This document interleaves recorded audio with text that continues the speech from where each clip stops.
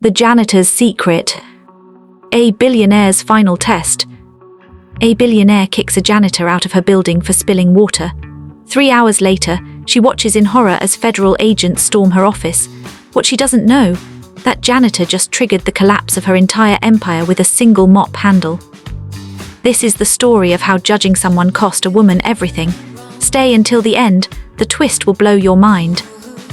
But before we get to the shocking reveal, you need to understand who Isabella Cruz was. Cruz didn't just walk into rooms, she owned them before she even crossed the threshold.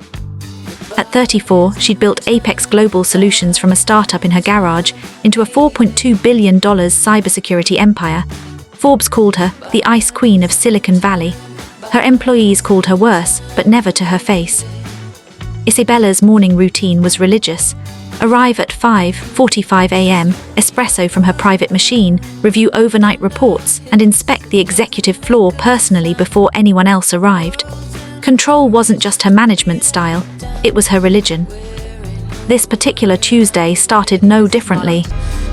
Except for the man mopping the hallway outside her corner office.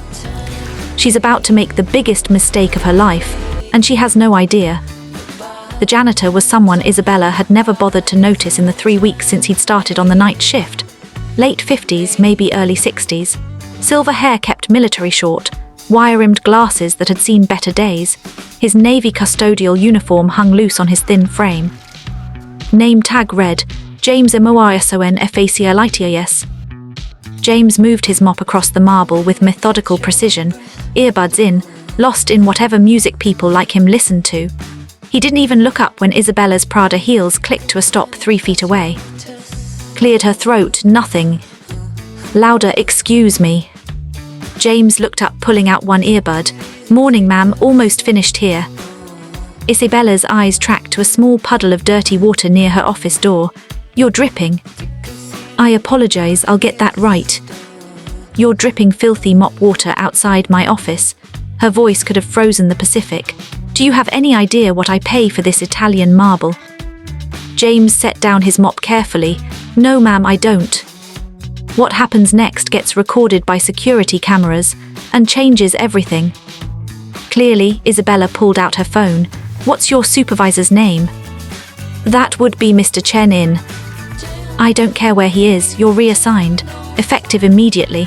Basement storage or loading dock or wherever they put people who can't handle basic tasks. She tapped her screen without looking at him. I'm documenting this. The last thing this company needs is incompetence at every level. James stood very still. Ma'am, I've worked in custodial services for 32 years. I take pride in. 32 years? Isabella's laugh was sharp. 32 years and you're still mopping floors at? She glanced at her Cartier watch, 6 in the morning. Something flickered across James's weathered face. Not anger, something else. Something Isabella was too focused on her own righteousness to catch. That tells me everything I need to know about your work ethic, she continued. Security will escort you to HR. You're done on this floor. She just made a fatal error. Watch closely. As Isabella turned toward her office, her heel caught the edge of James's mop bucket. The bucket tipped. Grey water rushed across the white marble in a spreading pool, directly toward her door. Are you kidding me? Isabella spun back. That's it, you're not reassigned, you're fired. Security. 2 guards appeared from the elevator bay. They were always close when Isabella was in the building. Escort this man out, service entrance. I want his badge, his keys, and I want him gone in 5 minutes. James didn't argue, didn't plead. He simply bent down and carefully lifted his mop handle from the bucket. That's when Isabella saw it. On the wooden handle, worn smooth by decades of use, was a small engraved metal plate. The light caught it as James turned. It read, MORISONINDUSTISEST, 1987. Isabella's brain stuttered, Morrison Industries, why did that sound? James met her eyes for just a moment. I'll see myself out, Ms. Cruz. Engagement hook 6, 325. Wait until you hear what that mop handle really means. Isabella stood frozen for 3 full seconds after James disappeared into the service stairwell. Morrison Industries. Mind raced backward through quarterly reports, investor meetings, board presentations. Morrison Industries had been Apex Global's largest private investor, a silent partner that had injected $340 million in Series C funding 4 years ago. The investment had come through so many layers of trusts and holding companies that Isabella had never met the actual principals. But she'd seen the name. Morrison. She's starting to realize, but it gets so much worse. Isabella's hands shook as she pulled up her investor files on her phone. Morrison Industries LLC, Principal James T. Morrison.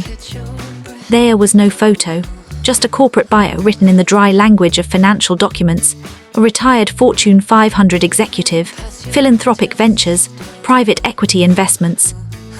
The mop handle. Would a janitor have a mop handle engraved with? Phone rang, unknown number. MS Cruz. The voice was professional, female clipped. This is Sarah Chen from the SEC's Financial Crimes Division. We're in your lobby. We need you to come down immediately. Isabella's vision grayed at the edges. The SEC, there must be some mistake. There's no mistake, Ms. Cruz. We have a warrant to seize financial records related to your Q3 investor reports. Specifically, discrepancies flagged by Morrison Industries regarding fiduciary duty violations and fraudulent revenue reporting. The lobby, the federal agents were already in her building.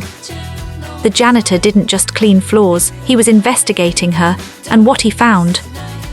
James T. Morrison had built Morrison Industries from nothing into a private equity firm managing $8 billion in assets. At 61, he'd retired from active management, but maintained controlling interest. When Apex Global had requested their massive Series C investment, James had done what he always did: due diligence, deep due diligence. The numbers Isabella's CFO had presented were impressive, almost too impressive. So James had done something he'd learned in his 40 years in business. He'd gone looking at the ground level. He'd applied for a custodial position under his middle name, paid cash to a uniform company, bought a mop and bucket from a hardware store, and for 3 weeks he'd mopped floors, emptied trash cans and listened. He'd heard the whispered arguments between accounting and sales about adjusted revenue figures. He'd found printouts in the shred bins showing 2 different versions of the same quarterly reports. He'd watched Isabella berate a junior analyst for not understanding how numbers work in the real world.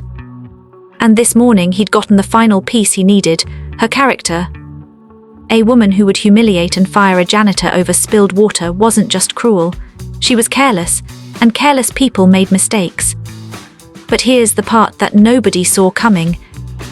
James had spent his 3 weeks building an airtight case: the fraudulent revenue reports, the investor deception, the systematic accounting manipulation that made Apex Global look profitable when it was hemorrhaging cash.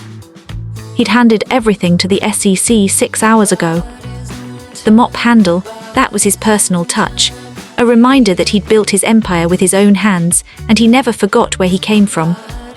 By noon, Isabella Cruz was suspended as CEO pending investigation. By evening, the fraud case was national news. By the end of the week, she'd been arrested. Empire she'd built on false numbers and ruthless ambition collapsed in 72 hours.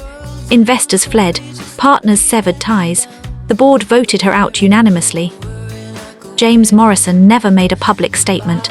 He simply withdrew his $340 million investment, triggering a liquidity crisis that forced Apex Global into bankruptcy proceedings. 1,500 employees lost their jobs.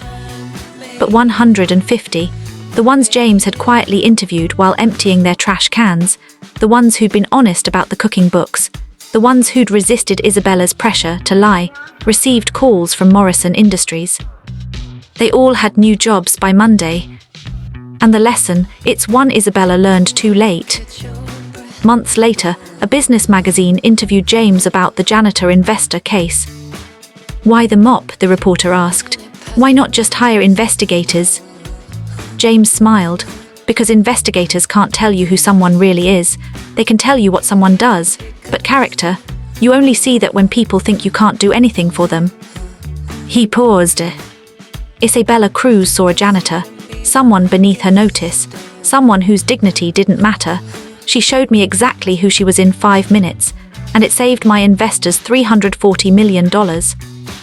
The mop handle, the one with the Morrison Industries plate, now sits in James's office, not as a trophy, as a reminder.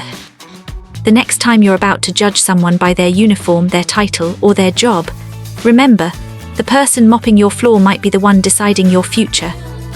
How you treat them when you think they're nothing. That's everything. If this story changed how you see people, hit that subscribe button. Drop a comment, have you ever been underestimated? And watch this next video about another billionaire who learned this lesson the hard way. Remember, everyone matters, everyone.